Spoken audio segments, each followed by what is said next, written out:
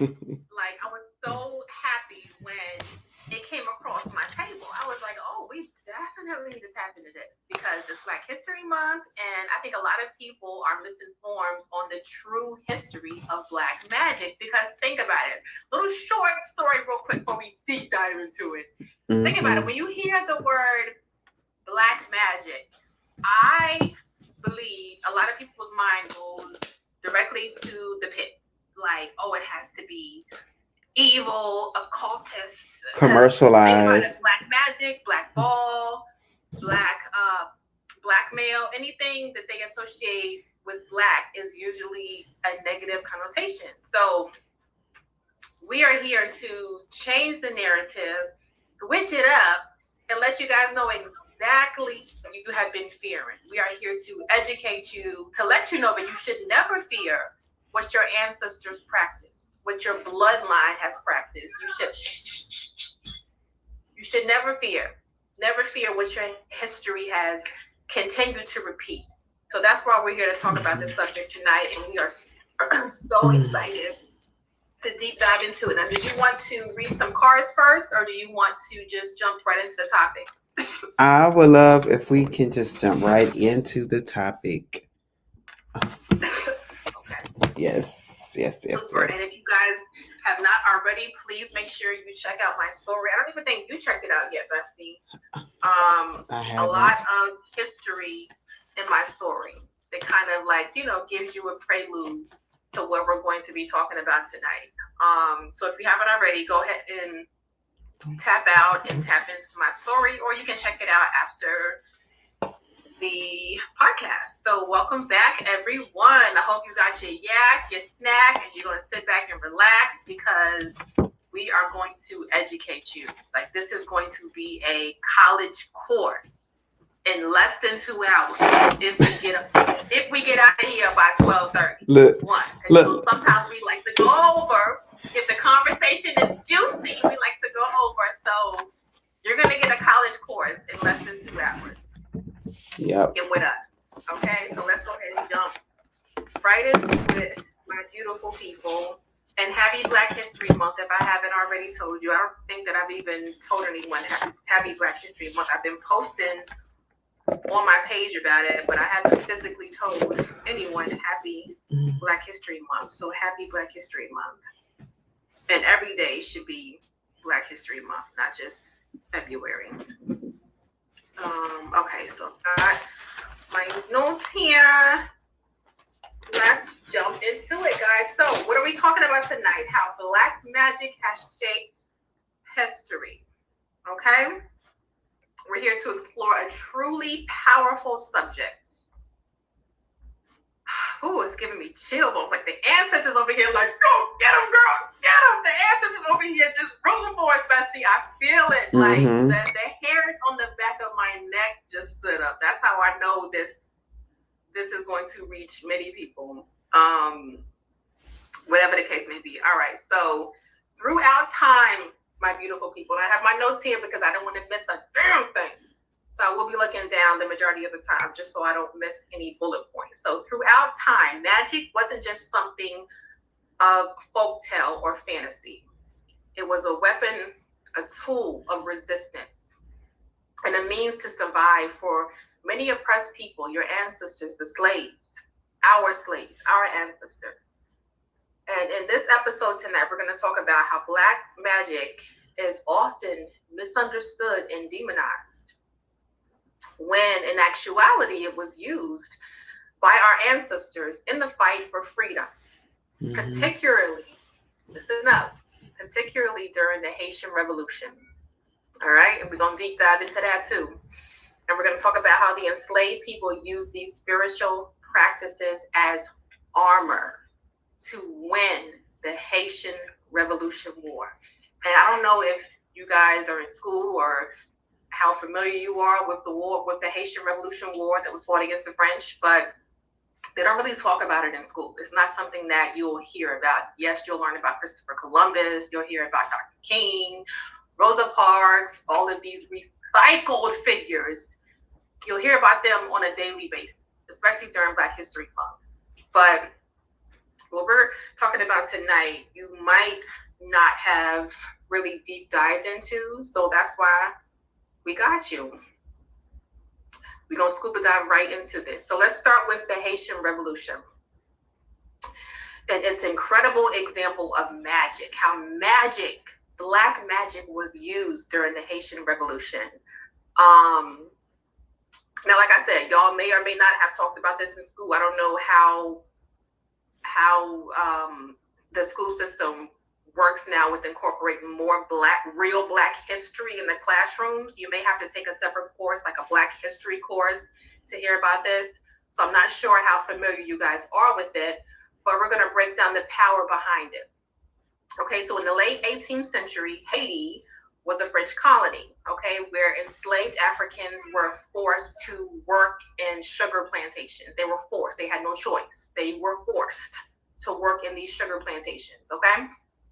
And what many don't realize is that the revolution wasn't just about a rebellion, about the slaves like being rebellious. Like, it was about spiritual beliefs and practices that were used by those that were enslaved.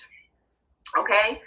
And just so you guys know, the Haitian Revolution is often regarded as the only successful slave revolt in history, if you guys didn't know that.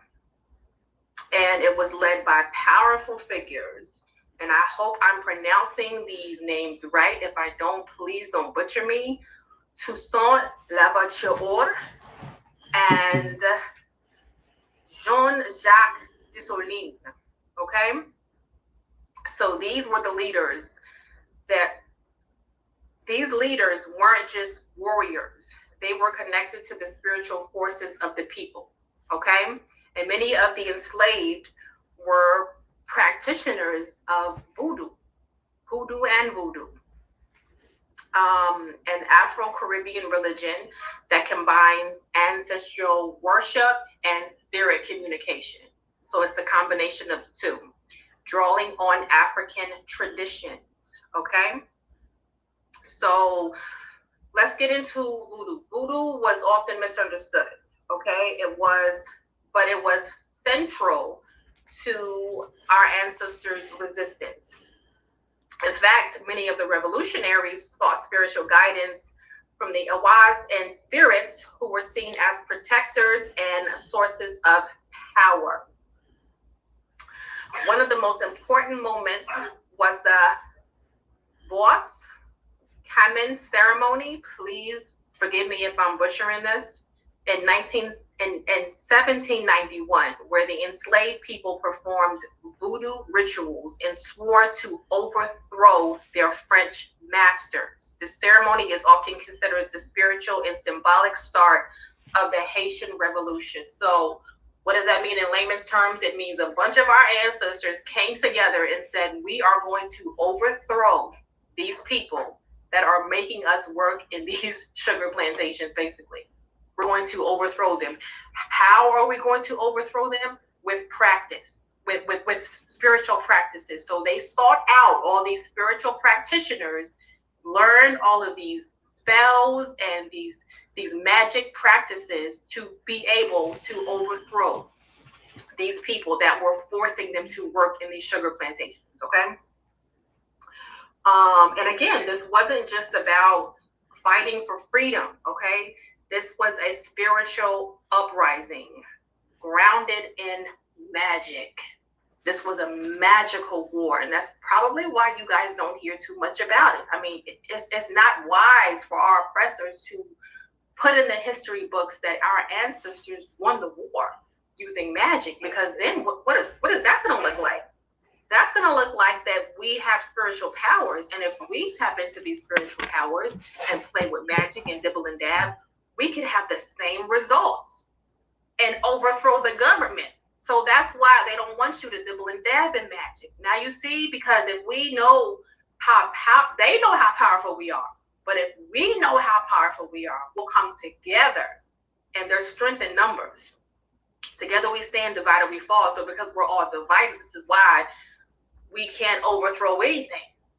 We can't overthrow something as little as the people that are literate. We can't overthrow know nothing because we're all divided. We're all divided by religion. We're all divided by politics. We're all divided by what our favorite colors are.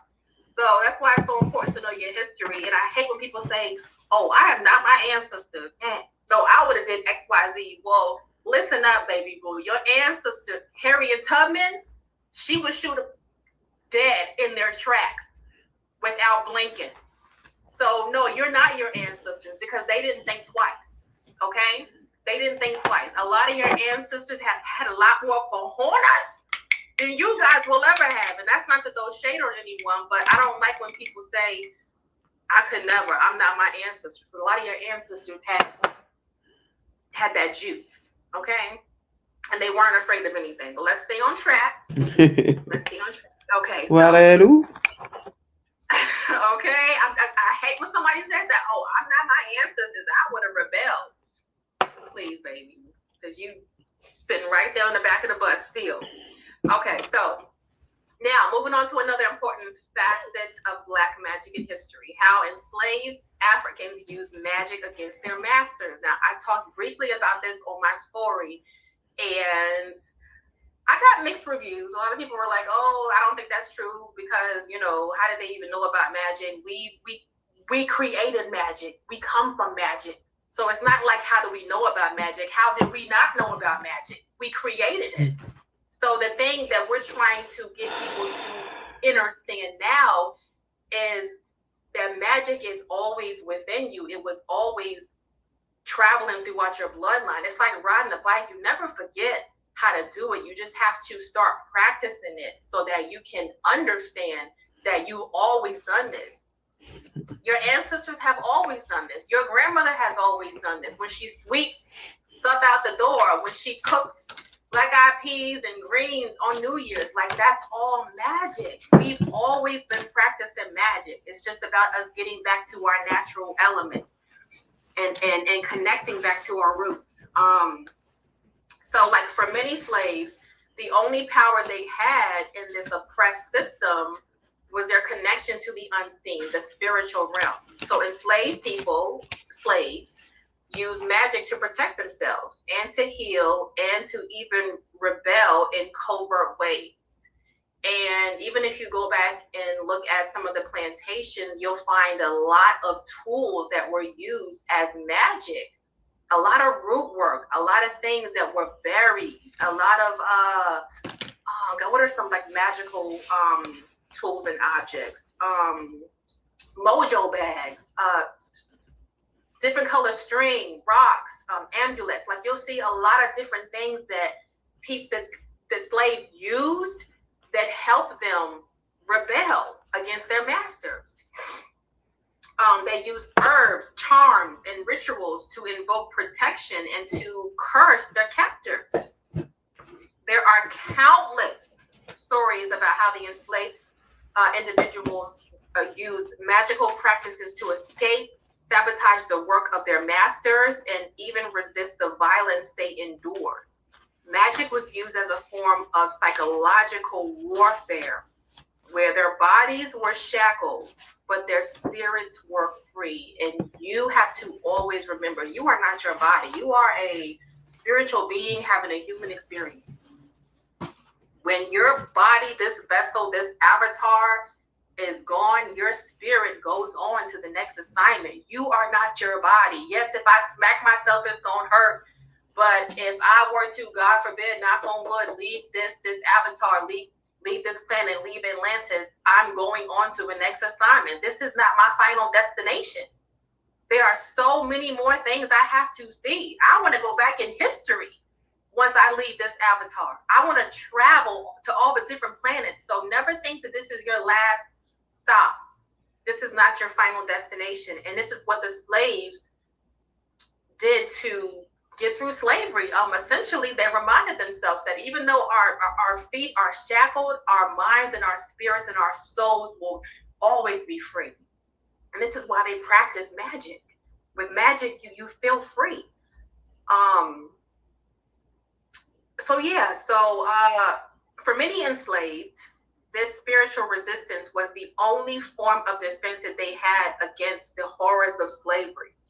Because remember, slavery started in the mind. If someone can convince you that you are beneath them, that you are less than, that you are not up to par, then you're going to feel that way. You're going to embody that. You are going to act as if you are not equal to someone. And it's going to tear you down psychologically to where physically you feel like you're not that person's equal. And this is exactly what they did to the slaves. You have to read, what is that book? I just told my mother about it. The Willie Lynch letters. If you haven't read that, please, I advise you to read it. It tells you exactly how they psychologically mind-effed the slaves and how this man traveled to different plantations and told all of these slave masters how to psychologically mind-eff these slaves to where they will eventually go against each other and always look to the slave master as a savior. And think about it, 400 years later, we're still looking at a certain group of people as saviors, and we're going against each other. I mean, the Willie Lynch letter it was a page turner, talking about how they turned the lights against the darks, how they turned the women against the men, to where now women are still feeling how they felt 400 years ago, that the man can't provide. If he's not doing this, he's not worthy. Oh, I'm light-skinned, I'm better. Like, it all started in the mind. And it started with these Willie Lynch letters. So please pick that up if you guys get a chance. It will explain to you how slavery came about and how it all started in the mind. Okay? Where was I? Oh my goodness. So the takeaway, the most important takeaway from this, I want you guys to know and to remember, is that throughout history, magic has always been a tool of empowerment, a way for people to protect themselves and to push back against those in power. It's not about casting spells and making you feel like I'm higher than you because I can throw some bad juju on you, and you'll be scared of me and you'll be fearful of me. It's about asserting your power over your life, because if you can find out how to cultivate magic over your life to make your life better, you've already figured out half the battle, because you're making your life better. So you don't need to make anything cast spells outside of you, because if you're good, everything else is going to fall into place, and everything that's not into place is going to fall by the wayside. You don't have to cut the whole tree down. Just heal, and the bad fruit is going to fall by itself. So magic essentially starts with you, with your healing. And that's magical in itself, when you can heal yourself, especially if you done been through some ish, and if you come from a traumatic bloodline. Once you heal yourself, I guarantee you everything that is unworthy, unethical, not vibrating on your same frequency will fall by the wayside. You don't have to cut them out. They're going to fall because they're not going to be vibing on the same frequency as you, which is why healing is so essential. So again, it's not about casting spells. It's about asserting yourself, your body and your spirit. It's about survival. And when you have nothing else left, like the slaves, you had magic. You had magic left. And that magic is what saved a lot of your ancestors. Casting spells. A lot of what saved your ancestors was those mojo bags. Was getting even with them slave masters and putting them spells on them that made them try to swallow their tongues and like scratching the skin off their faces. Y'all gotta read like these books. Like, it'll tell you all of these spells that our ancestors cast on these slave masters that had them going cuckoo, literally thinking that they were going crazy. And that's how they were able to get away, because they used magic to protect themselves. So let's reflect. The revolution in Haiti and the stories of the enslaved people using magic to fight their captors reminds us of the strength of the spiritual power in moments of deep oppression. When physical strength fails, magic becomes a tool for the oppressed to reclaim agency and autonomy. Like, when they could not fight physically, when they could not punch, when they could not stab, when they didn't have a gun, they fought spiritually. They fought with their minds and they created magic that way. Tell me what's evil about that if they are trying to get out of being oppressed and fighting their oppressors with the only thing that they know, which is magic. What's evil about that? Please drop it in the comments because I want to hear why people are so against magic, what has been practiced for many centuries, many decades. It's a reminder that magic isn't just something for witches and wizards. It's a deeply rooted part of our history, a means to fight, survive, and ultimately thrive. And that's all I have. It's not a means to cast spells to make people feel like they are above. Our ancestors had to use it to survive, guys. Yes. This is how we won the Haitian Revolution War, through magic. Look it up. You won't find this ish in a school. They won't teach you this in school.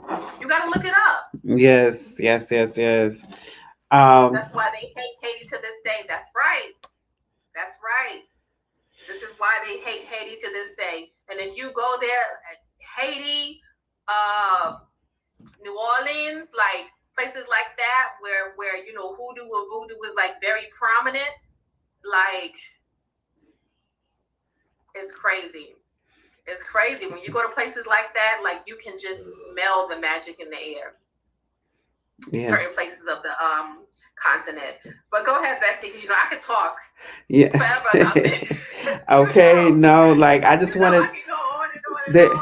There was a few things that I looked up as well to add to it, and it's me and Bestie didn't talk about what we were going to look up, so I said I started to do the black magic, as I'm saying, but in a different term, right? In the Caribbean, but that's what you did. So, but instead, I went to Africa. So I had to bring it up. So when I was looking up the different, because a lot of people think that religion is just one thing. Spiritual practices is just that one thing. Is if it's not under a known religion, then it must be bad. But if you really look back at the historical side of religious practice and spirituality, you will understand that to your point that you made earlier about how do you not know that we have magic, right? That we practice magic. To the core of us, we have always did things of the earth. We learned from the earth. If and this is the conversation that I had with my mom, and if you've been following along with the videos that I've been performing or showcasing, I'm not going to say performing, I talk about how the earth was given to us to use at the very core of us. Take away your modern day houses, your books, your electricity, all of that. All we had was the earth to work with.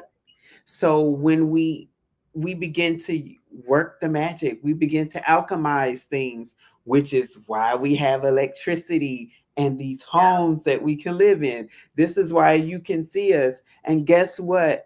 A majority of those things that were created by melanated people, the ones that are mainly hated, the ones that are mainly trying to be or they attempt to erase us, but you can't erase a dominant culture, right? That's like you saying I'm going to erase the dirt off the earth. Good luck. Good luck. When and I because I talk about this a lot. When people say and when I say people, I'm talking about the church religious literature and speeches and everything. I tell them, if the Bible says that God took the clay of the earth and made man,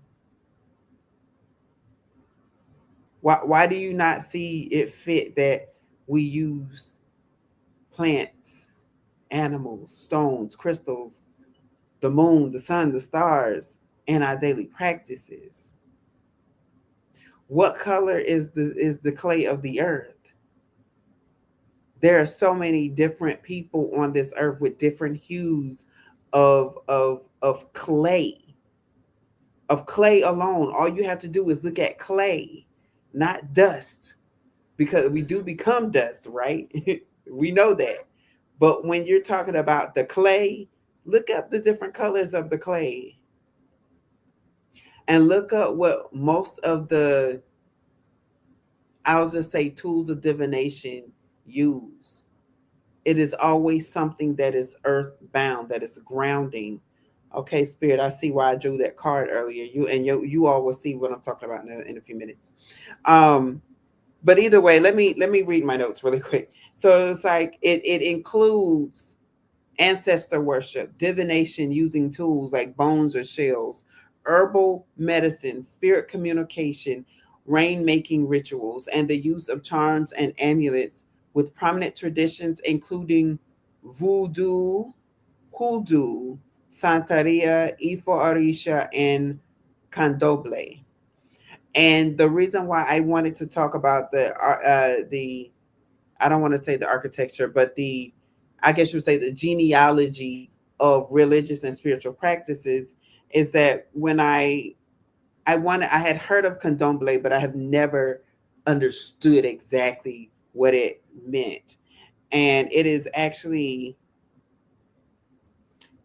excuse me, Candomblé is an African Brazilian religion that combines West and Central African beliefs with Roman Catholicism. So it's taking cultural practices from Africa and mixing it with the Roman Empire, the Roman beliefs, the Roman Catholic Church. So Mm-hmm. it's like, okay, so now that's when we start to see the mixing of the cultures, the mixing of, oh, I like what you do, let's bring it over here. I like what you do, let's bring it over here. I'm sorry, I'm hearing like Missy Elliott's song as I'm saying that. It's like chain, What? chain, what you bring it over here? Chain, chain, what you bring it over here? Like literally, I'm hearing that song right now. But it said it incorporates traditional Yoruba, Fon, and Bantu beliefs. Now I had heard of Bantu, so I had to refamiliarize myself. But I was like, what is Fon? And of course, we know what the Yoruba beliefs are, is because a lot of people here in America are now picking up Ifa. But like to Yeah. many people that I hear, they say, make sure that that's what your ancestors want you to do. Don't just pick up something because it's a fad, right? And that's true. You should never do that. Spirituality and religion are sacred cultures, and we must treat it as such.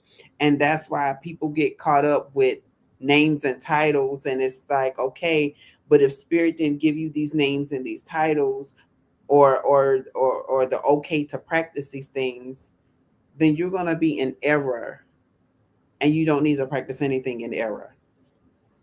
But Fan, it says, is a West Africa practice, a variety of beliefs, including Vodun, Christianity, and Islam. And I thought that that was interesting. And it was saying that in Vodun, the traditional religion of the Fam people, Vodun, is a complex belief system that combines ancestor worship, animism, and the veneration of deities called Vodun. The Fon believe in a dual soul, a mortal soul and an immortal soul. The Fon believe that spirits can possess or capture initiates during worship. And I wanted to read that because that's what we call in the African American church, catching the spirit, catching the Yeah. Holy Ghost, speaking in the unknown tongues.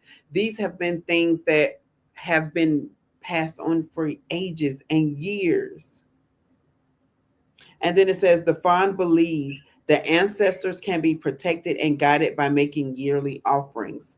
And I mean, that's, and we, how many times have we heard, let's light a candle for our ancestors, or let's pray for those that go that have passed, and even celebrating birthdays, heavenly birthdays. That is a commemoration of that spirit. That is ancestral worship, whether or not you know that or not. But anytime you say happy birthday to my dad or to such and such, and they have transitioned to the other side of life, that is ancestral worship. Mhm. Worship is the recognition of that person, right? Mhm. That's all it is. Right. It's just recognition. That's why I always tell people you have to really look at the English words as its root word to fully understand the English language. The next thing, oh, Bantu. The Bantu basically believed mainly in animism and ancestral worship. They believed in that there was a supreme God. Um, and for them, the supreme God was Nyambe. Um, but when ancestor worship, a great concern for ancestral spirits who are thought to be the guardians of morality. Ancestors are thought to provide access to spiritual guidance and power, and ancestors are thought to reprimand those who neglect or breach the moral order. Does that not sound like karma? And does that Mhm. not also sound like when people say my ancestors protect me, my ancestors don't play about me? That is why, because the ancestors are all about morality, what is good. They will even reprimand the person. And I think some people may not necessarily think that, but your ancestors will. Like if your grandmother spanked your bottom when she was on this side of the plane, why do you not think that she will not do the same on the other side? And baby, she could tap in at any time. Now, baby, I synced you the other day. I'm not judging you, but I'm just saying. Now, when you come crying, just know I'm gonna joke you up. All right. Like I'm not. I don't know what your grandparents gonna say, but they are. They are still reprimanding us and guiding us. They're gonna.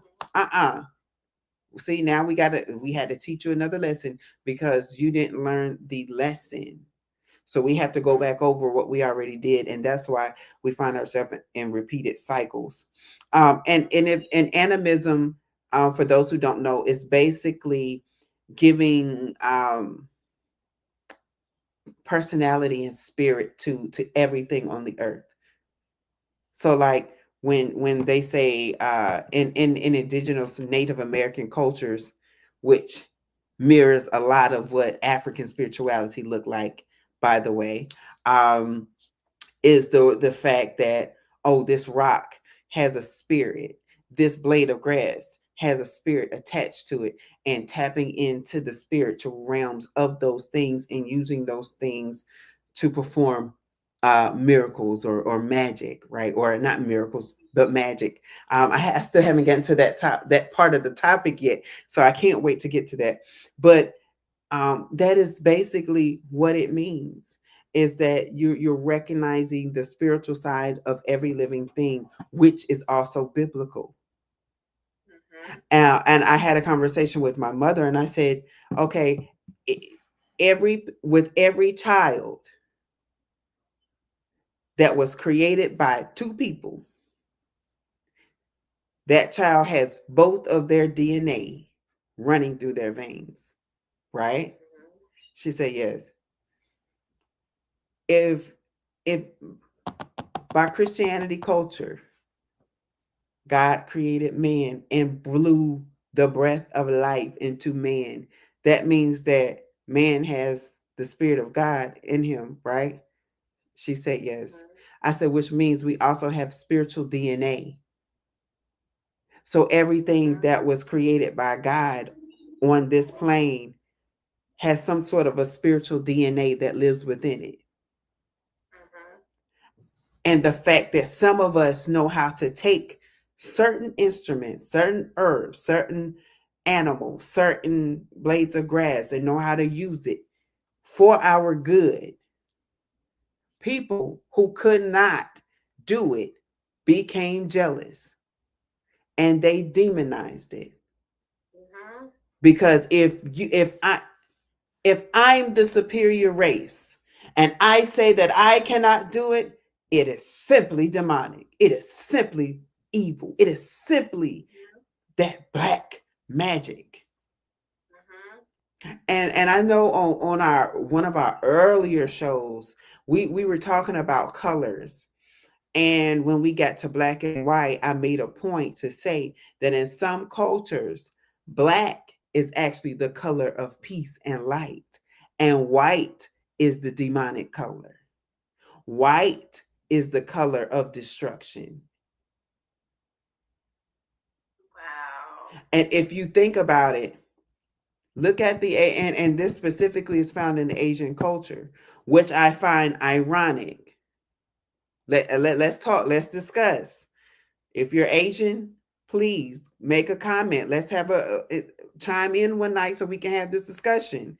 Because why would you try to fashion yourself as someone who is white when in your culture, white is the demonic color? But you look at black people who were literally named after the color black, mind you, Yeah. as evil and demonic. But in your culture, that color means it's like a piece. That's if look at the yin and yang. Right. Look at the yin and yang. Yeah. It's a balance of power. Yep.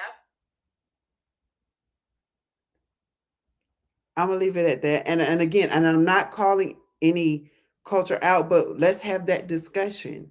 Because and so many people, and it's so many, like colorism is so bad. Like people are literally bleaching their skin tones because they don't understand that your skin tone matches the color of the earth, of the clay of the earth.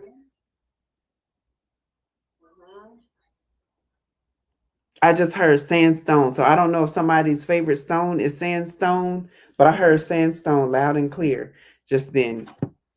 And then last but not least of my part of the discussion is the ancestral practice of Kemet or Kemetic practices. That is the Egyptian practices. And I wanted to read this because I already knew that with Egyptians, a lot of their things were positioned in a certain type of way for reasons. Um, Even with the pyramids, they say that although pyramids were used to bury the kings and queens and basically the royal family, there's a pinnacle at top because the pinnacle represents how close you can get to God in the heavenlies. So it's like instead of trying to find your way up there, it's like you automatically go. And we've heard so many times about people studying how they use the usage of sound and vibrations to heal people. Egypt is in Africa. Period. There you go. What more do I need to say? Fill in the blank. We people in Africa are very known to be spiritual. I mean, if you look at it, there's so many different African tribes that make up Africa, the continent, that has several different countries on this continent with several different tribes that practice different religions. Black people have always been spiritual. Black people have always had a connection with the earth and with spirituality with the other side. Always. And so it reads Kemetic practices include yoga, worship, and rituals that are inspired by ancient Egyptian beliefs and practices. And this is not like, if you really start to study Egyptian practices, you will understand that there are several different ancient Egypt practices based off of the dynasties. Each dynasty accepted and created a new culture.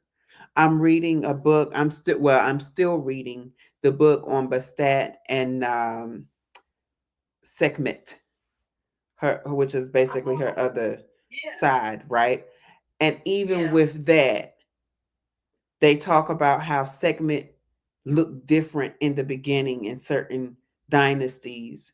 And then some people went from Bastet to Sekhmet because they were having wars and they were winning the wars, right? Yeah. And then at one point they said, oh, well, maybe she's a two in one person. She's the same person, but when she gets angry. And then there's another dynasty that separated the two. And it goes on about the different dynasties. So that means that there were new revelations about things that would come about. There were certain beliefs that came about. And so the old stories were lost. So now, when we're in the space talking about spirituality and religion being a part of the same tree, why are we now being confused as to, oh, that's a good religion and a bad religion? No, it's all spirituality. Religion is the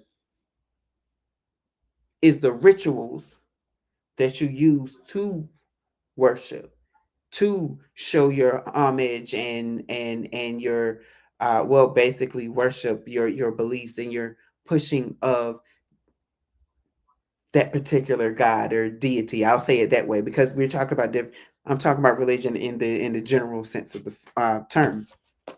Yeah. So I had to get that out, and I'm gonna say this briefly and get to the cards, I promise. Because spirit has been dealing with me on telling people that you have to first understand who you are. um because if you don't, then it becomes lost to you. It becomes a lost text. It becomes lost knowledge, and therefore you lose your power. Hmm. You lose your power. So even as you were talking at the very beginning on your have, I started writing, and I'm gonna read to you. This is what spirit said. I want you to write this, and I want you to share this with the watchers. And you are history, because a story needs to be told, a myth needs to be unfold, ancestors needs to be recognized and praised so that people can see the greatness that lives within. An awakening can only happen when you know who you are. And spirit asked me to ask these questions for the collective so that you may go back and meditate on them and can figure out the answers for yourself. And these questions are: what do you know about what makes up you?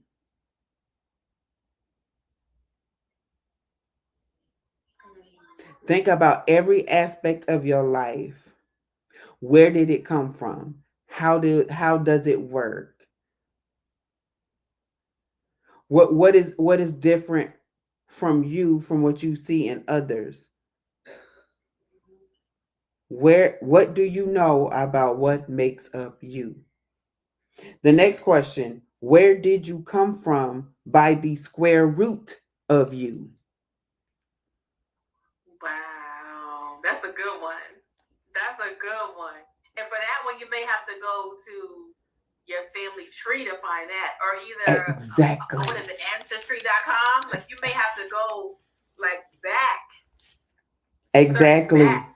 Exactly. Because spirit says if you start to understand your history in that aspect, you will find out clues about who you are, where you came from, what types of practices those people did, how did they use those things, how did they adapt those things into modern Christianity and Catholicism, how were they able to bring it over from the boat, how were they able to create their own language?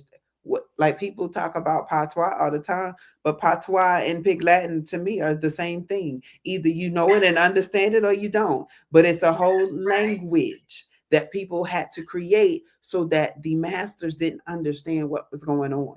To them, That's right. American spirituals, them people did not know why all of a sudden they start singing follow the drinking gourd. All they know is like, why them slaves out there singing about follow the drinking gourd? What were they talking about? And they was talking about follow the Big Dipper so that you can get to freedom, right? Yeah. You know, Mhm. these things. I'm not gonna get on. If you've been following, you know I addressed the stars and the moon on the last video, so I'm just gonna tell you to watch them.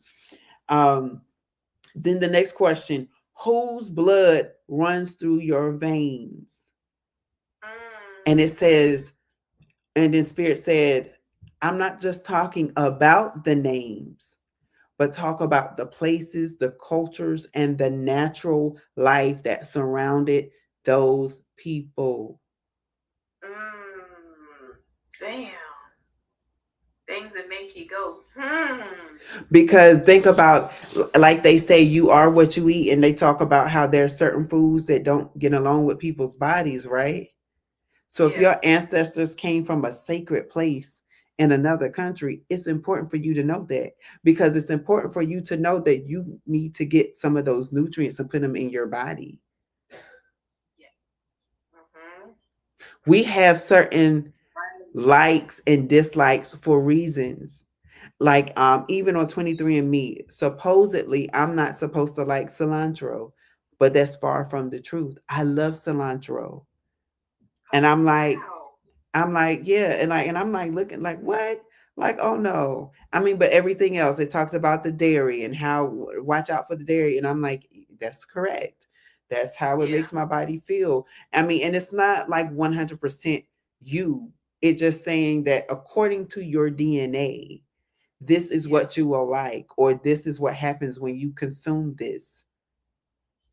Interesting. Mm-hmm. So so think about if your ancestors grew up. Okay, prime example.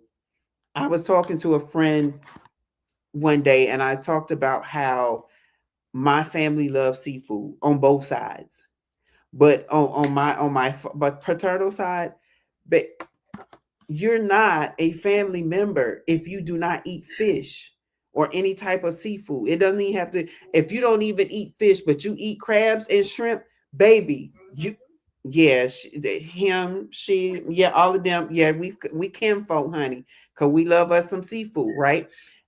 But Right. then understanding that in Africa, my family was a part of tribes that were closer to the water, and fishing was their daily way, is was their way of living, how they took care of the home.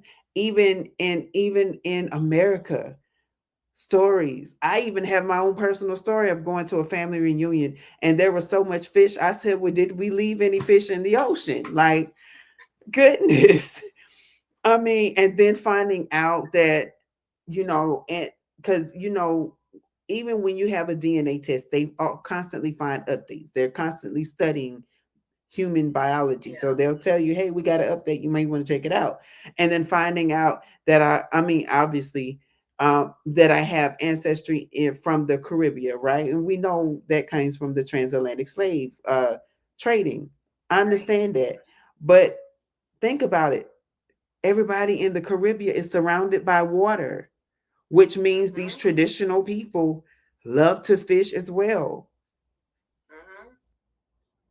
There's a reason why you act and do the things that you do.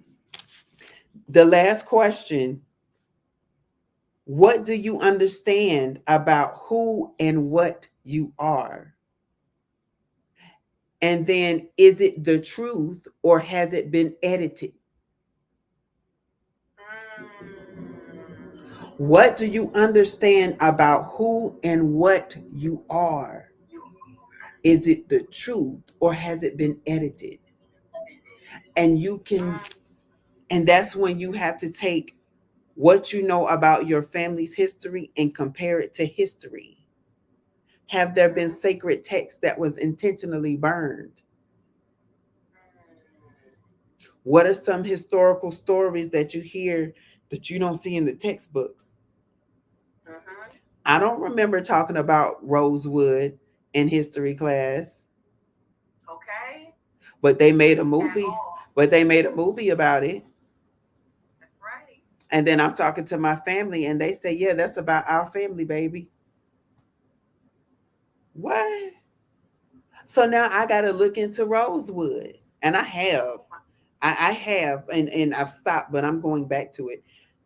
But to even just look up and all you have recorded for from the main records of those stories of the oppressors.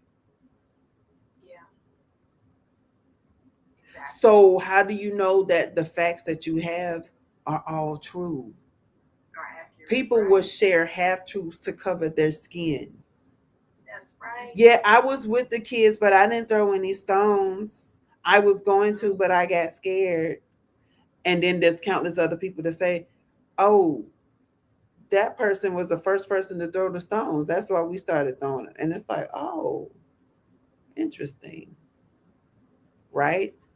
And then the last thing Spirit wanted me to share as like a closure, it Spirit said to rationalize what you know from what you want to know and bridge them together. Rationalize what you know from what you want to know and bridge them together.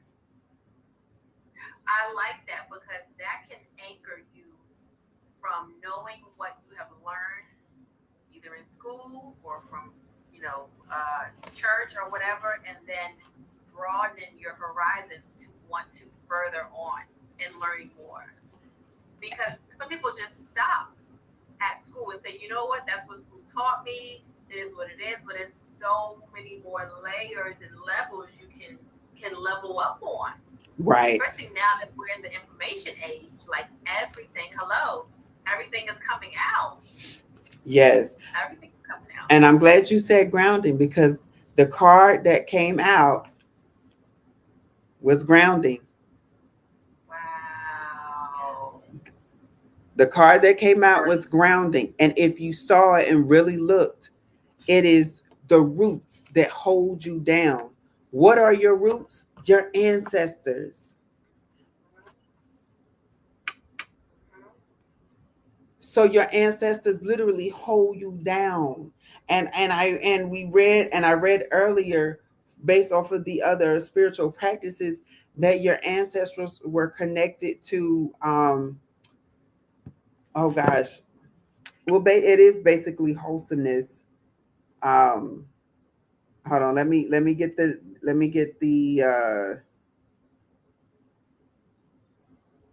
actual word here.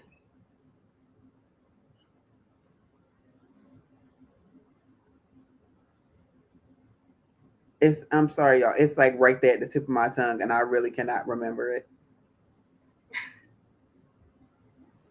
I It got so matters. deep into to what I was saying that I stopped believing it. Yeah, morality. That's the word. Morality. Your ancestors keep you grounded in your moral roots, your moral consciousness, right? They Hmm. keep you grounded. They hold you down. Um, and if you think about it, morality is also like, baby, why are you spinning out of control? Hmm. Calm yourself, heal thyself, Hmm. relax thyself, and ground yourself, and watch you come back into control. Um, and I'm gonna read. Let me go ahead and read the card. It says, "You love and long for the free and open spiritual dimensions of light. Yet your soul yearns to feel touch and embrace sacred, healing beauty in forms of sound and color. Your freedom loving soul was designed to take delight in joy, beauty, and comfort, expressing those qualities in this world to help all beings, to increase your spiritual capacity, to revel in joyful grace. You need grounding. Without it, your soul cannot become strong, steady, and open to receive and radiate the nourishing divine field of love, light, and happiness you wish to experience for yourself and share with others. Your dreams want you just as much as you want them. Grounding helps you bring your dreams to life in your world, which is where they want to be too. And I'm going to stop there very briefly to say this is why it's important to know about your ancestry.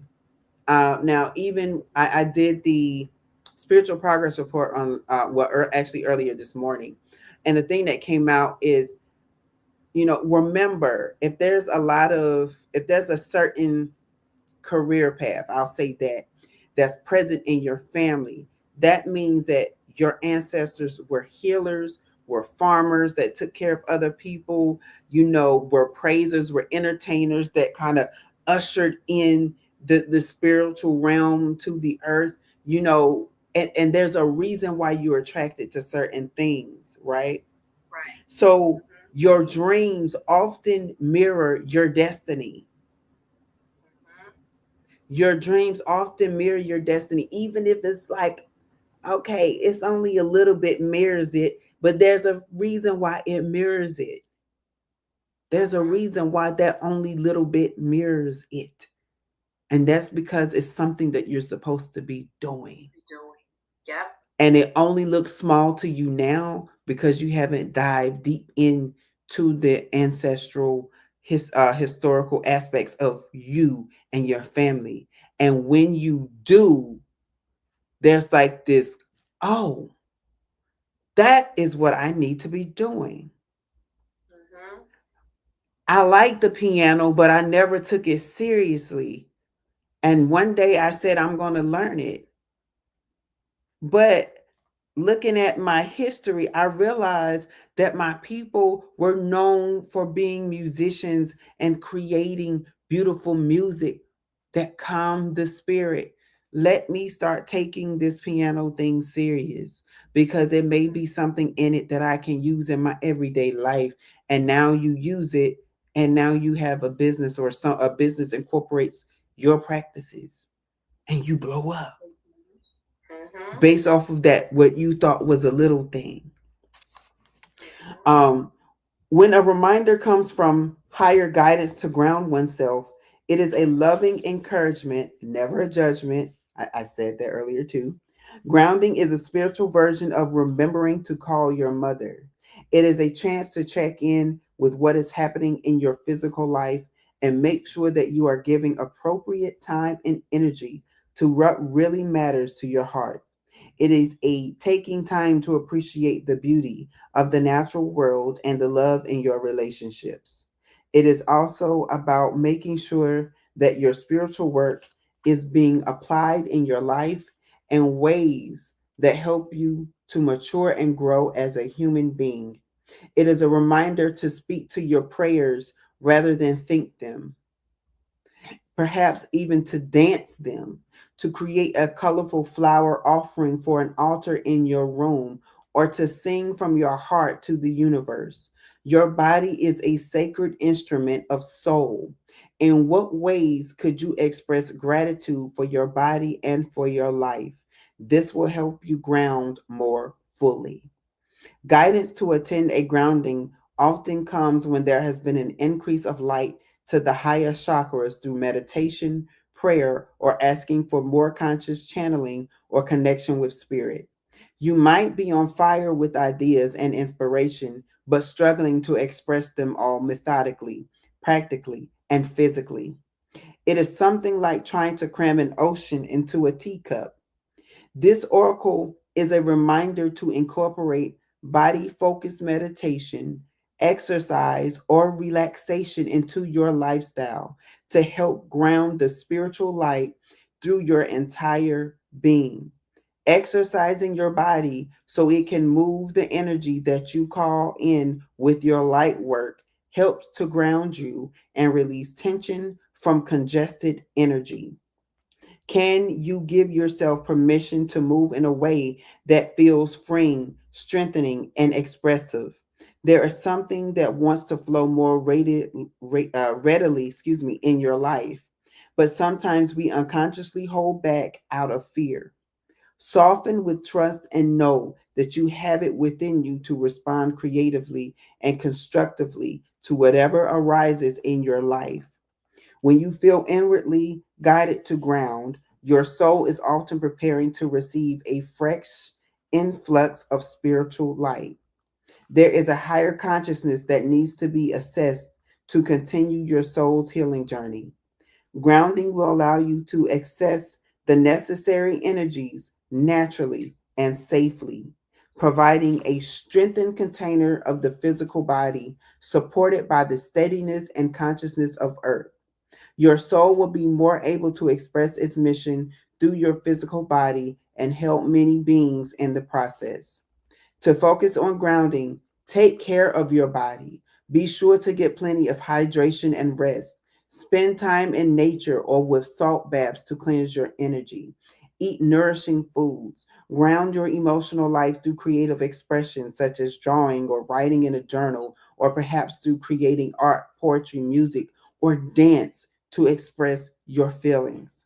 Practice how to soothe and calm yourself back to a contented, trusting, and peaceful state of being where you are grateful to live your life. This can be done by talking to yourself in a gentle, loving, encouraging voice, reassuring yourself that everything is working out according to a higher plan and you are very loved. This can give you the confidence to embrace challenges and believe that you can heal and grow through any circumstances in your life. Guided meditations and relaxations that help you feel connected, peaceful, and loved will also be helpful. You'll know when you're grounded because you will feel connected to yourself, embodied and aware of your mental and emotional energies with a sense of well being. If you are not feeling that way, this oracle says that you can. Grounding is an act of will and often an act of patience. Explore your personal process for grounding. According to this guidance, you will relish the empowerment and clarity that comes with it. And here's the invocation that I'm going to read for everybody. I call upon the loving genius of the divine and my own body, mind, and soul. Through unconditional love and divine mercy and my own free will, I now settle and ground all levels of my being. I enjoy being present in the here and now with my body and my breath, receiving spiritual light and gently shining it through my heart into the world. I love my body and my senses, my soul and my heart. My hands and feet are gifts of the of the goddess, and ground me in this reality so my soul can awaken and heal. I choose to embrace my being and my life so my soul can experience and express my spirituality for the greatest good.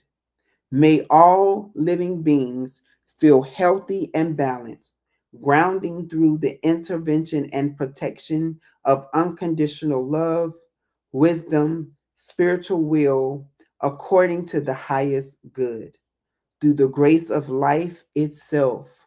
So be it. Ashe, ashe, ashe. I Yes. love that. Is it possible for you to not write it down, but is it possible for us to get a copy of that? Because I love every word you just spoke. It felt so powerful and it felt like the spirits were like invoked as you were reading it. Yes, I will. I'll post it. I'll send it to you as well for those that Okay, please. solely follow you. But I'll post it on my Okay. Instagram page. um, I couldn't get that out. I just couldn't. I couldn't talk for a second. Um, and there were more cards, and so this is a lot shorter. Okay. So, and I pulled these cards as you were talking, and the first card that came out was the devil, which Mm, means that we look at our traditional practices and we already know that we talked about this a lot, right? There's so many Black people look at traditional Black practices as demonic, as evil, right? You don't get that. I mean, you get that in some cultures, but primarily Black cultures all across the world. Oh, we don't do that because that's evil, that's demonic, that's the devil. And the Mm-hmm. thing is, the next card that came out was strength. You have to have strength to understand that you may be misunderstood, but you have to stand strong in knowing that your ancestors want you to be connected for a reason. The supreme God, being, spirit, wants you to be connected to these practices and do these things for a reason. Because remember, I can't remember if I've already said it, but Bestie, I know we talked about it the other day, right? Many people stopped practicing things because other people were jealous. And so they demonized it. And when you demonize something, it's like, oh yeah, I can't do that. That's demonic. That's evil. And I want to make sure I'm being liked. That's what we call assimilating to other people's practices because they don't understand, right? And Yeah. then the next card that came out was the high priestess. But the visions and the things that I was coming that was coming to me, because this is when you started talking about like the Haitian practices, and then of course Harriet Tubman, and being brought over that way. And it basically talked about how, if you look in most cultures, the men are those that are spiritual, but when it came to America, the men had to be pushed into the field. There were some women too, right? But there were some women that had to get carried to the house. By those women being carried to the house, they had access to different types of, I would say, ritualistic items to use in place of other things because they were in the house. Because let's face it, there's things in your house that you have to use, right? It was that access to, hey, to Ashley's point, hey, we need something of master because we about to do this hoodoo on him. Okay, well, when I'm cleaning up, I'll get a piece of master hair. So, you know, then it became that lot kind of fell onto the women. Spirituality fell onto the woman. And if you even look in Christian practices to this day, there are more women in Christianity than there are men. Wow. And the thing is, the Black man is beat up so much and ostracized so much that Black men do not know their own potential. Mm. But even the Black church has this saying: something happens when Black men come together and pray. Something happens when men tap into spirit. Mm-hmm. There's like this shift in the atmosphere. It's recognized. Mm-hmm. And there's a reason for it. I mean, we talk about how there needs to be a balance in the masculine and feminine energies. But when you have more feminine energy that's tapped in than the men, it throws things off balance. Yeah. So when a man is waking and he connects with a woman that is waking, things happen because there's an understand. I understand you, you understand me. We understand how we work together. Mm-hmm. And that's what true unity is about, working together. Right. When you have more women that are awakened and they're like, I wish the men would wake up. I wish the men would, and then there's some women that proactively starts to heal the men. There's a few ladies. I'm going to introduce them um one day, but I've lately I've been seeing a lot of places that are healing men. And I said, I love that, because even a conversation that I had with someone just a few days ago. We were talking about how men are so abused in this country and left out and thrown away, and instead of being pushed to be healed, but yet they have all kind of spiritual blocks because of it. Yeah. Their eyes, this eye is not open because Mm-hmm. of blocks. And guess what most of Right. those blocks are? Emotional traumas. Trauma. Yeah. Things that Trauma. happen, and because the man was told, no, man up. You don't need to feel no emotions. Don't let that little boy cry and all that, right? Yeah. That creates a block. Because think Yeah. about when you crying, you like, ah, ah, You letting it ah, out. You're ah. releasing. Shut You're up that releasing noise. everything. Shut up that noise and Crying is stop crying. therapeutic.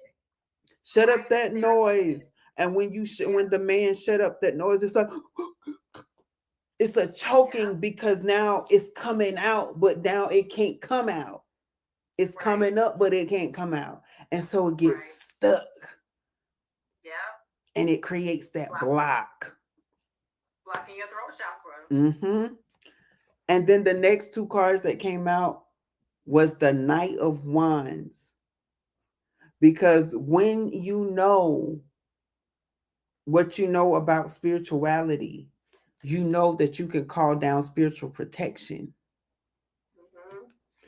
And then Page of Wands, bringing you information to let you know that basically messages from spirit. And it leads back to the high priestess, the women folk. Because guess what? The women folk was able to protect a lot of people because the woman was able to use her voice. The woman again had all the access to these tools that many other people didn't. Right. Baby, don't go down the road.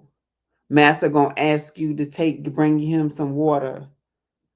I know the river is on the other side of the field, but go there. Don't go to the well. Mm-hmm. And Master may ask you why you had to go that far. But then again, Master may not, because something would happen and the well would have caved in, and Master, why he sent you to get the water, now has to go to the same well. And if you had been dipping water out of that well, would have fell in and broke your neck. Mm-hmm. They had these dreams. Now there were some men, let's be clear, that were able to keep their spiritual gifts in, or if they didn't understand why they had them. And who did they go to? The grandma, Mm-hmm. the lady in Nana. the right, the one that was in the village that everybody went to for prayer and consultation of spirit and herbal medicines and teas and things, right? Because they knew that she could get a quick word, because they knew that once they took their problems to her, that something would happen fast. And if you didn't see what this card was, it is the Eight of Wands. Things happen immediately. Mm-hmm. That's like my mother. My cousins say, we go to your mom because we know she can get a prayer through. Mm-hmm. It's like she has a direct, one of cousin literally says, it's like she has a direct line to God. Like, hey, such and such is going through X, Y, and Z. We need something done about it. God said, own it. She literally says that. And then the last thing is the death card came out. And Spirit said that there is so many meanings with this card. So I'm gonna hold it while I say this. Spirit was saying that with death, look at how many practices died out because of slavery. Look how much historical practices were destroyed Yeah. because of slavery. Mm-hmm.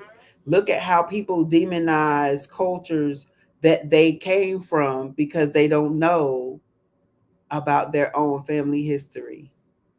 Yeah. And look at those in modern day world who are dying out to old beliefs and reclaiming what was already theirs. Mm-hmm. Look at how many people are putting death to certain things, even in organized religion, because they realize that something was missing. Something had been twisted and tampered with. Because death is all about dying to something and awakening to something new. Right. And what I got out of that was it is a death to death for the re-awakening or the reawakening, however you want to say it, of the people, of the bloodlines, which is why you have so many people awakening. And I tell people all the time, I've all Ashley, me and Ashley's even have had this conversation. I have always been awakened. I just didn't know it. Yeah. I just didn't know it because many of the experiences that I had were demonized. So I was pray the spirit away. Mm-hmm. Pray the spirit away. The spirit's looking at me like, how you gonna pray? How you gonna pray to me to get rid of me? Make that make sense. Mm-hmm. Make that That's make the been sense. woke. Right. That's the been woke. Like couldn't explain my experiences, but now I have a full understanding of those experiences. Like, oh, that's what that was. Okay.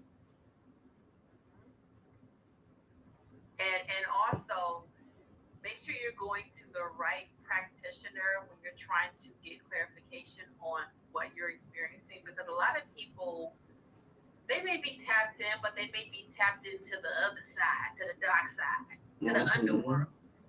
And I'm not saying that's not necessarily the person you need to go to, but just make sure that whatever you're trying to achieve is on the same spiritual vibration that's coming from that person that you're seeking guidance from. Because I myself have gone to several practitioners. This is a personal story here. I've gone to several practitioners and they have not been able to read me. And I thought that it was like a spiritual block or I wasn't receptive to their help. And essentially I came to the conclusion that certain people are just not able to read certain chosen ones or chosen ones in general because we have a spiritual protection over us and over our lives and over Yes. our path. And if they're able to tap into our journey, they could change the whole trajectory of it. So I say Yes. all of that to say make sure that you're going to the right spiritual healer, guider, the right person because not everybody that's spiritually tapped in is tapped in for your higher good. I even had an ex take me to his spiritual practitioner that he had been going to for years, like over 10 years. He took several other people there. I think he took his ex-wife there, but when I went, I had to sit outside the first time because he was trying to like um, gauge, like what type of person I guess I was. And then I remember going back to him a couple of times without the person that I was with. And each time I would ask a question, it was like I was getting like spin. Like it was like he couldn't figure out, what to tell me, or he'd tell me, oh, well, I'm not really sure right now. And now looking back in hindsight, it's because he wasn't able to read me. And I look at that as a gift. Mm-hmm. I'm not easily readable. It's not easy to read me. And a lot of people misconstrue that and they think, oh, well, she's hiding something because I can't read her. No, Spirit has a protection over me so that you can't read me. Because if you could read me, you know my next move. And then you'd be one step ahead of me. So that's why I have that spiritual protection over me. So I'm glad. And a lot of people have thought that I was a certain way because I did things a certain way, and that's cool. Later on, they found out that it wasn't what they thought it was, and Right. I'm sure that they're regretful that they put those stereotypes on me that weren't even true. But yeah, usually chosen one, real chosen, high vibrating chosen ones are hard to read. Like, not a lot of people can read them because even the person that I went to go see that my ex introduced me to, all the things that he said that were going to happen to me didn't happen. He said this. He said I was going to get this. So none of that happened. So real chosen ones can't be read. Yes. Or touched. Period. And I can Or touched. say Or this touched. because I went to a church conference once and we were all talking about different ways that you praise God, and a very good friend of mine brought people in from Chicago. I mean, it was amazing service and we had a chance to do different things. So we were practicing what would be like a like sort of like a semi production of sorts, right? That we were going to present to the entire church for those who didn't attend the conference.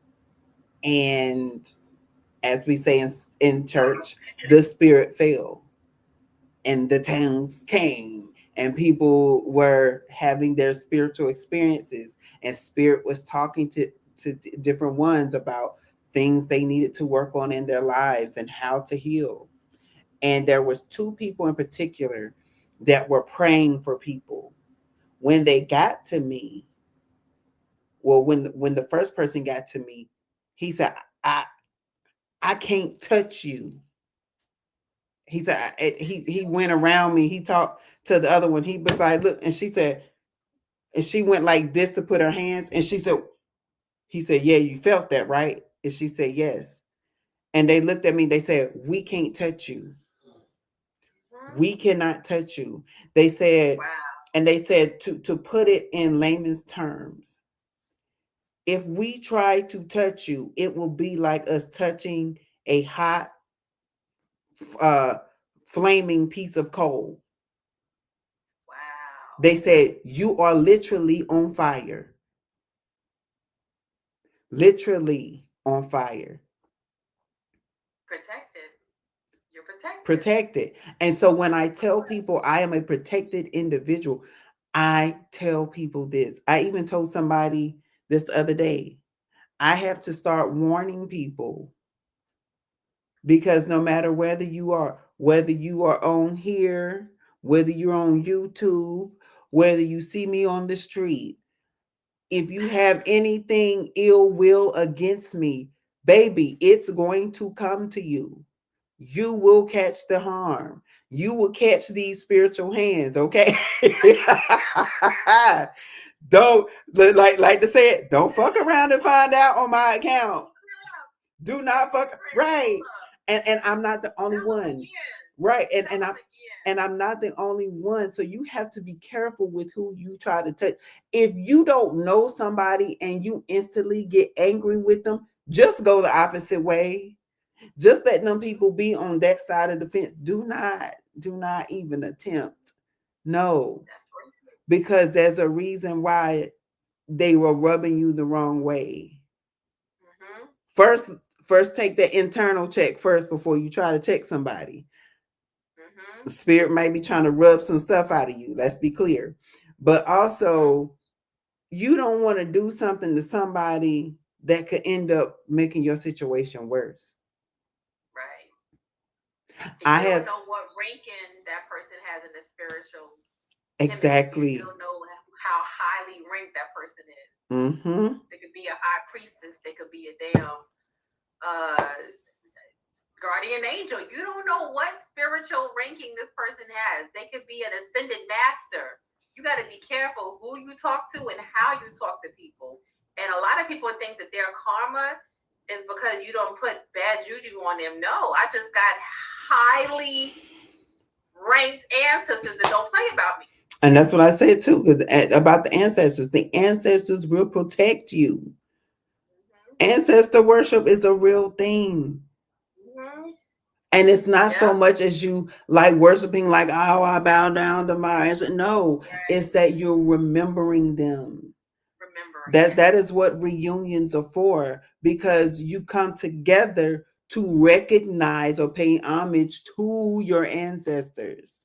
Right. And that is your To respect. ancestors' way, right? Your ancestors' way of saying, okay, now I can bless the collective. I can bless my collective family because they're all in one area, because they all came to commune and worship us. Which is why, my people, my beautiful people, I had the ancestor money burning on my story I think it was a couple days ago. And people were asking, like, what does this mean? Why do you burn money? It's because you are clearing the debt that your ancestors may or may not have left prior to them leaving this planet. So when you're getting guidance and help from your ancestors, they have spiritual debt that wasn't paid. It's only so much they could do. So you burn ancestor money as a way to pay back their debt so that they can help you. Because as above, so below. So if you got people that owe debt on this planet, they can only do so much. They can't apply for a credit card. They can't give you money because they're in debt. It's the same in the 5D, in the ancestral realm. It's the same in the ethereal sky. Like, they have to pay their debt in order to be able to move a certain way, to go a certain length. So that's why I burn ancestor money, and I do the ritual as often as I feel I need to, because I don't know what debt my ancestors left. I don't have like a toll of who paid what and who owed what to. I don't have that, so I burn the money. And if you guys need more information on it, check out.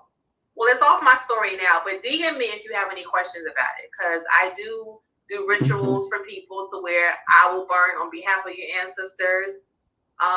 So yeah, but that's why we burn ancestor money, in remembrance of them, to honor them, but also to clear their debt. Right. To say that. Hey, Ash. Hi, our Ash. bestie's on. Yeah. And I wanted to speak on something that you talked about earlier, just so I don't forget, when you were speaking on how the dreams shape our reality.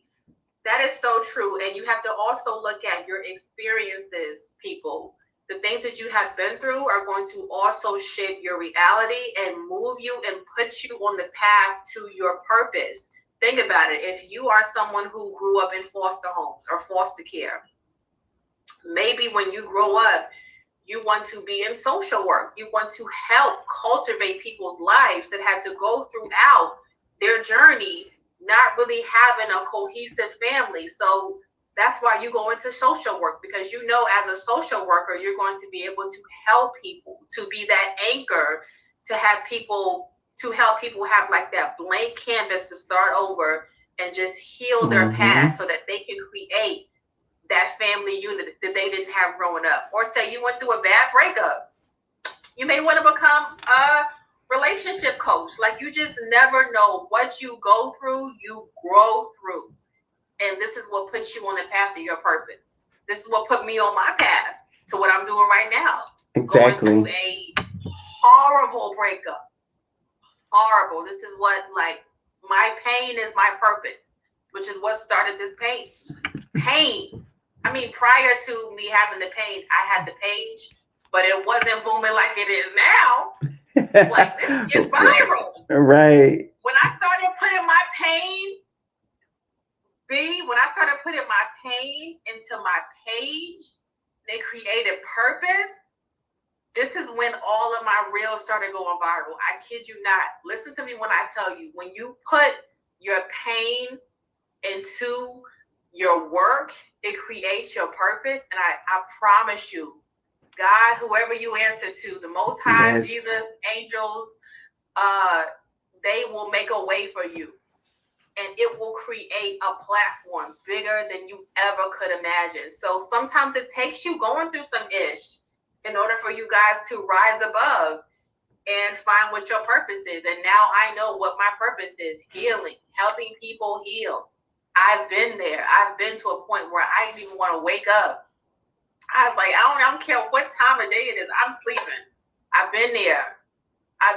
So now I can help other people that are going through what they're going through. This is what me and Bessie do. Exactly. We are literally in our North Node. We are in our Taurus North Node. And this is why it's so important to know what your North Node and your South Node is, because it's so easy for you to fall back into your South Node, the energy that you came from in previous lifetime. It's so easy to fall in your South Node. When you're in your North Node, all the besties on. Hey, Kara. When you're in your North Node, this is when you are following your soul's purpose. And this is when the blessings come from the lessons. Okay? Hey, Boo. Yay! Look, Kira, does anything look familiar to you? With your headgear. I'm so glad. All of our favorites are on. So, yeah, guys. So this is why, we go so hard. My earring. Earring. You said laugh my ass off.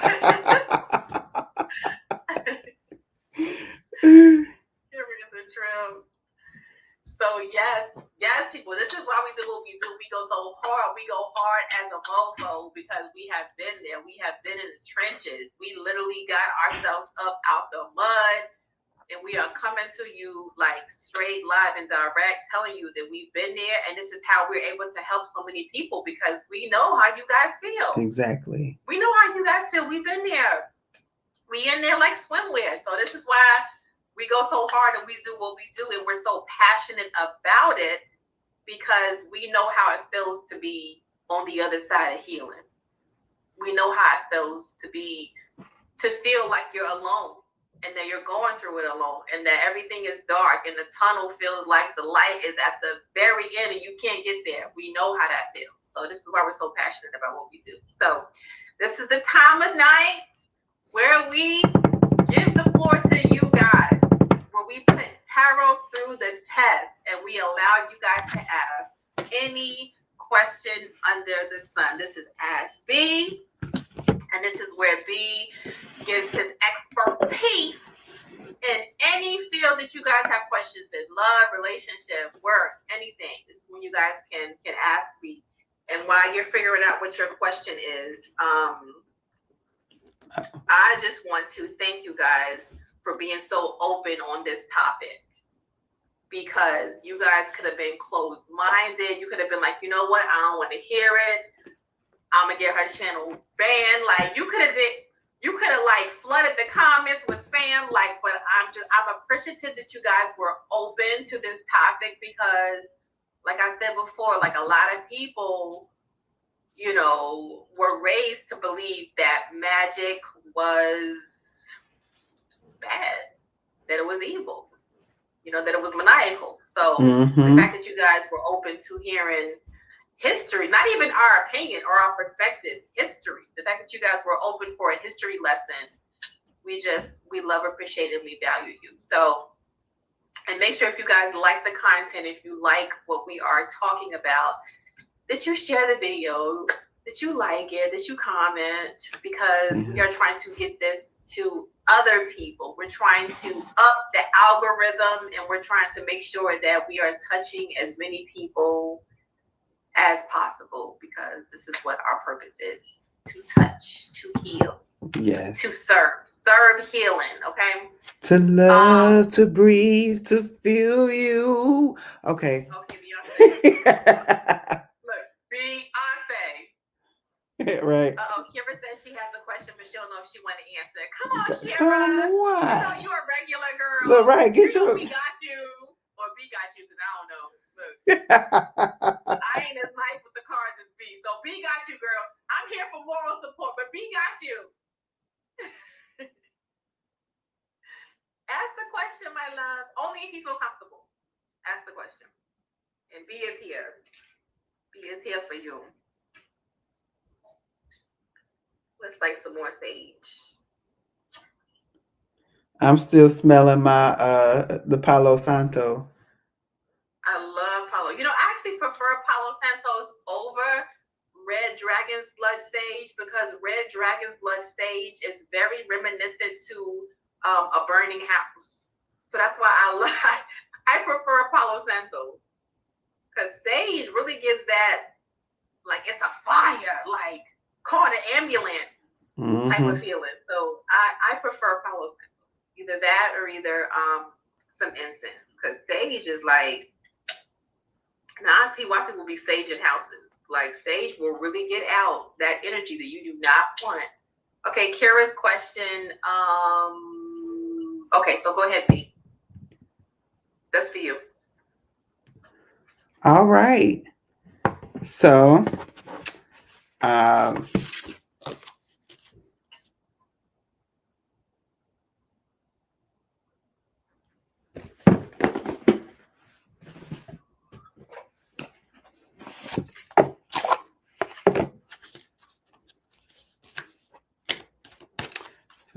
Oh, Ash is so supportive.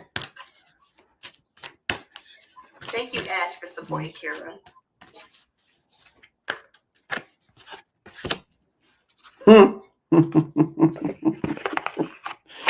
Wow. You're gonna laugh. Y'all gonna laugh because well, yeah, you're gonna laugh.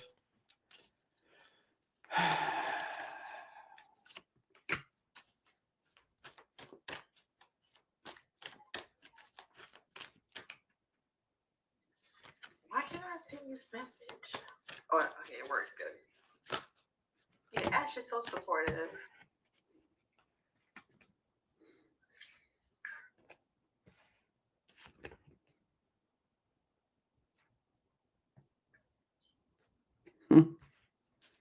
Okay.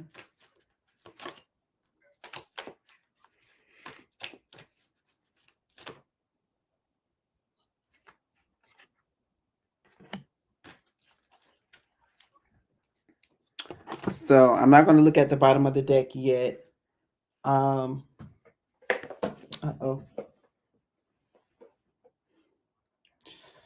I didn't take out the book.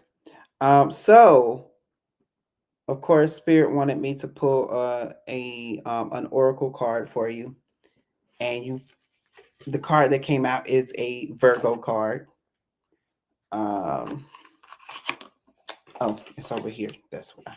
Give me just a second.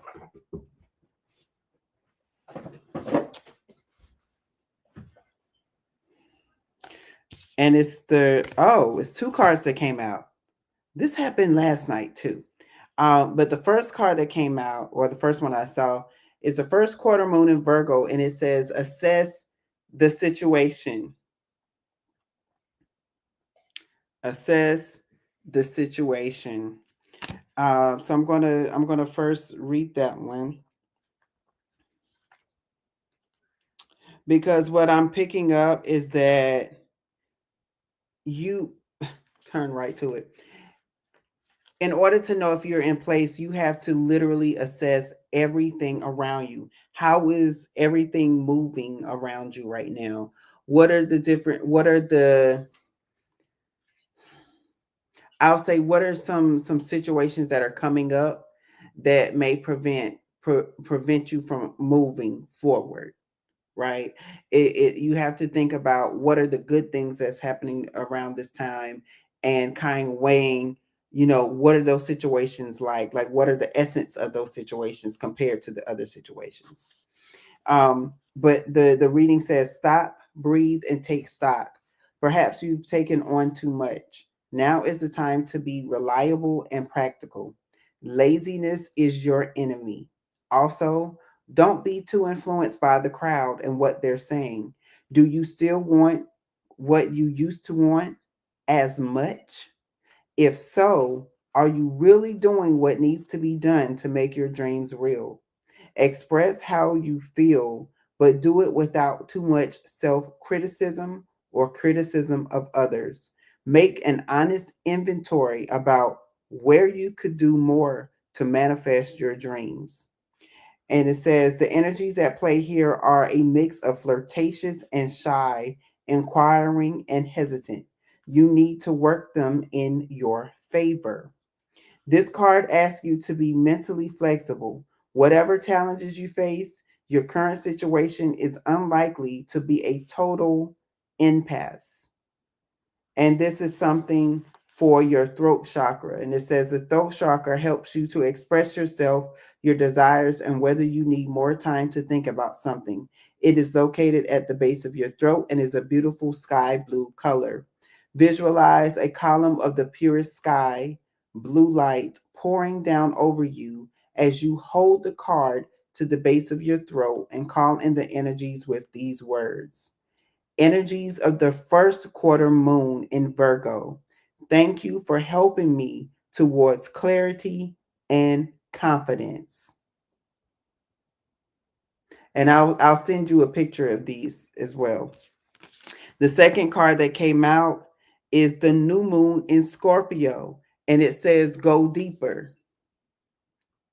So you may say, but I have already assessed the situation. Spirit is like, but you didn't go deep enough. You didn't look at the base of what was going on. Like you have an idea of what's going on, and you're correct, but spirit is like, I need you to go deeper. Yeah, like you want to know, you want to understand what is around you that's draining your energy, what is causing you to get into that funk, right?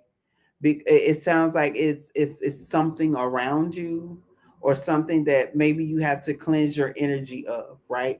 And I think you came in later, but earlier we talked about different ways of grounding, and I'm also going to post that um, on the page, so please look at that, because spirit was saying that a lot of the things that we have to do are surrounding grounding ourselves and taking root of some things.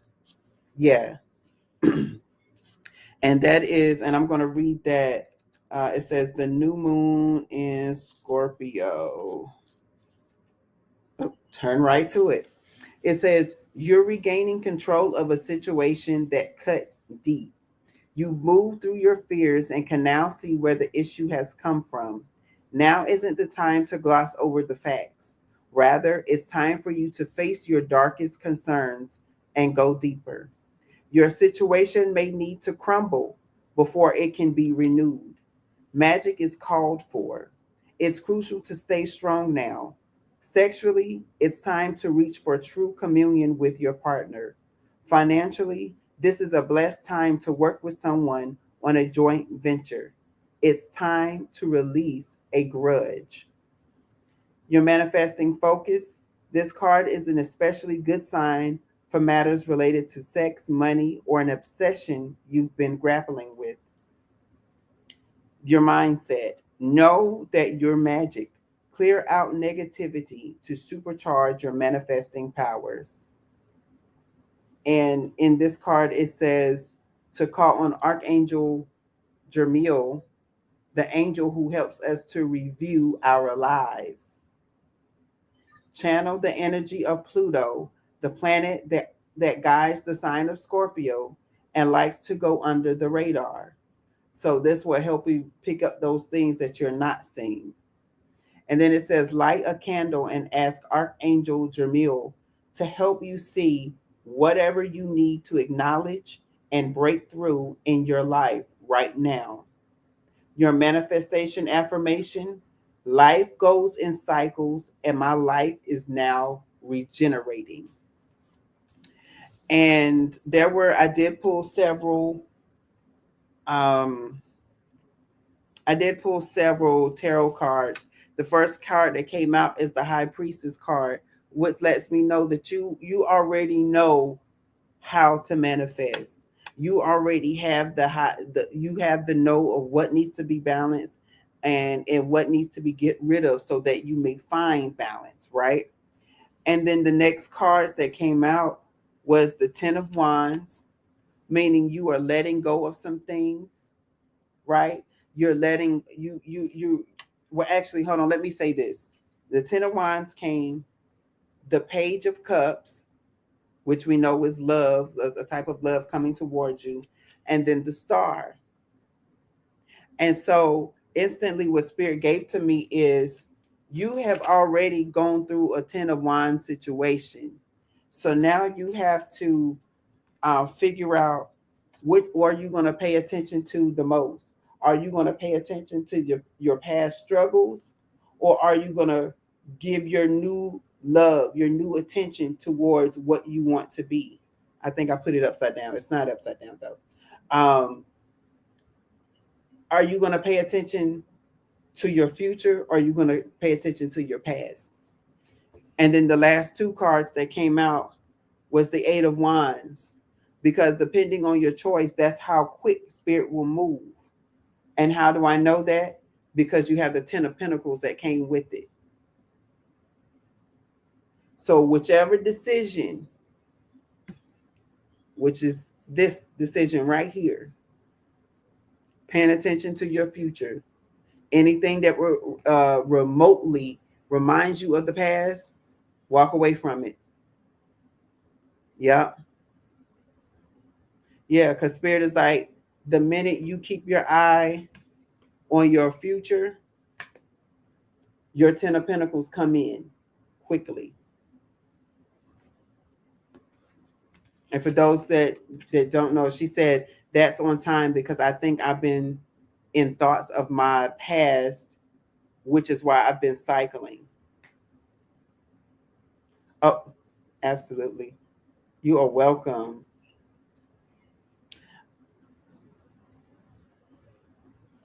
And then it's and then with you being an earth sign, and in tonight's big oracle was talking about grounding. It's confirmation for you too.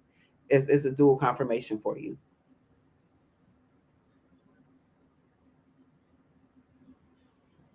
So yep.